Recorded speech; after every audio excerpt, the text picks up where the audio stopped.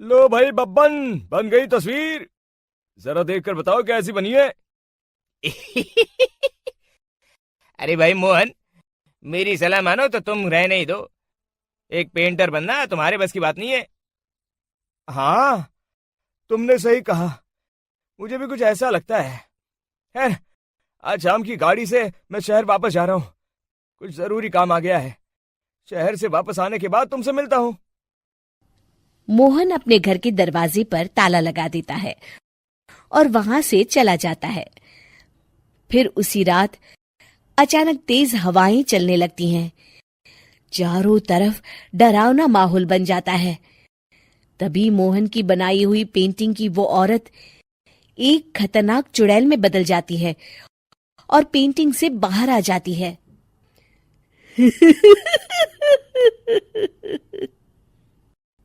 चुड़ैल घर के बाहर चली जाती है। वहीं दूसरी तरफ दो चोर लाला सुखीराम के घर से चोरी करके भाग रहे होते हैं। दोनों भागते भागते गांव के चौराहे के पास पहुंच जाते हैं। तभी अचानक वो चुड़ैल उन दोनों के सामने आ जाती है।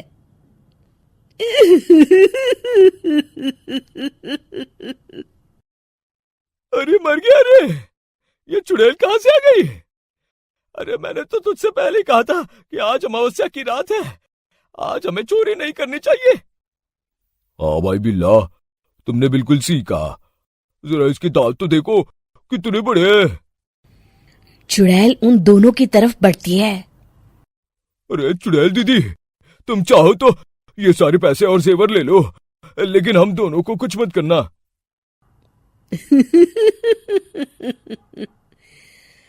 पैसे और जेवर के लालच में तुम इंसान बिकते हो, हम चुड़ैल नहीं।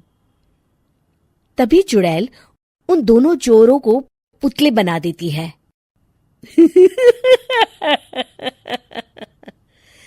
मैं किसी को नहीं छोड़ूंगी। अब कोई मुझसे नहीं बच सकता।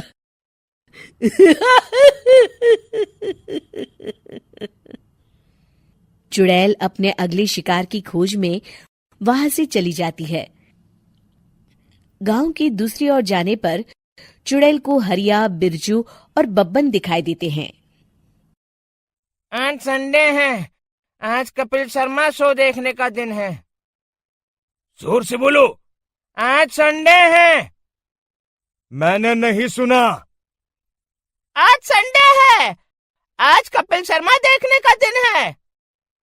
हाँ, ये हुई ना बात। अरे ये कपिल शर्मा कौन है जो ये लोग उसे देखने के लिए इतने उतावले हुए जा रहे हैं? खैर, मुझे क्या, मैं अभी इन दोनों को मजा चखाती हूँ। चुड़ैल तेजी से उड़कर उन तीनों के सामने आकर खड़ी हो जाती है।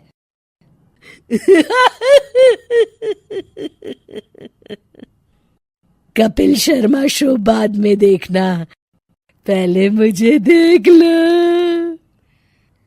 बब्बन चुड़ैल को देखते ही पहचान जाता है। अरे ये तो तस्वीर वाली औरत के जैसी दिख रही है। मुझे अभी नहीं मरना है। अरे भागो रे! तीनों वहां से भाग खड़े होते हैं। बब्बन तो किसी तरह अपनी जान बचाकर वहां से भाग जाता है, लेकिन हरिया और बिरजू को चुड़ैल पकड़ लेती है और उन्हें पुतला बना देती है। फिर चुड़ैल बब्बन को पकड़ने के लिए उसका पीछा करती है, लेकिन बब्बन उसे कहीं नहीं दिखाई देता। अरे वो मोटा तो बड़ा तेज भागता है, शायद उस तरफ गया होगा। बब्बन एक दीवार के पीछे छुपकर बैठ जाता है और चुड़ैल उसके सामने से आगे निकल जाती है। बाल बाल बच गया। अगली सुबह बब्बन सभी गांव वालों को सारी बात बता देता है। फिर उस चुड़ैल के डर से रोज शाम होते ही पूरे गांव में सन्नाटा छा जाता था और कोई भी अपने घर के बाहर नहीं निकलता था। अरे ये क्या हो गया? इतनी देर से घूम रही हूं, अभी तक एक भी आदमी नहीं मिला। अरे कहाँ मर गए सबके सब? चुड़ैल वहां से चली जाती है। इस तरह कुछ दिन बीत जाते हैं। फिर एक दिन मोहन गांव वापस आता है। बब्बन उसे बताता है कि उसकी बनाई तस्वीर से एक चुड़ैल बाहर आ गई है। मोहन समझ जाता है कि ये कोई आम कागज नहीं है। वो जो भी उस कागज पर बनाएगा वो असलियत का रूप ले लेगा।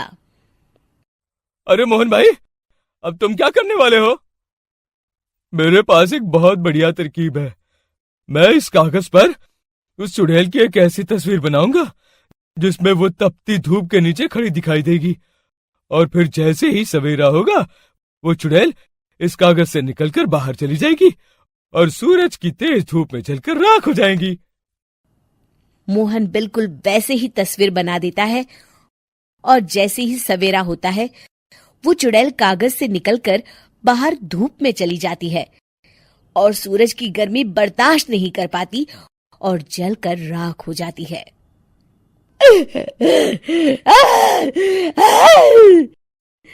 ये मुझे क्या हो रहा है?